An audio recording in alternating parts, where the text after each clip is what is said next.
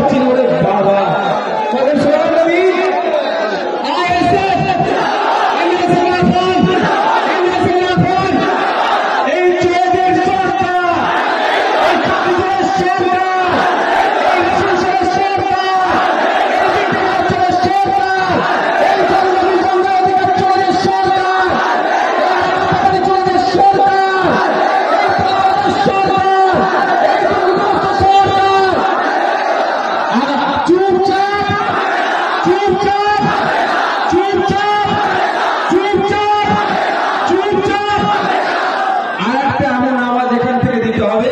কালীঘাটে যেন আওয়াজটা পৌঁছে যায় যে আগামী 4 তারিখে ভাঙড় থেকে লিড দিয়ে দেশের পার্লামেন্টে যাদবপুর থেকে জিতেন্দ্র খান সাহেবকে আইএসএফ পাঠাচ্ছে এই স্লোগানটা এখান থেকে দিতে হবে।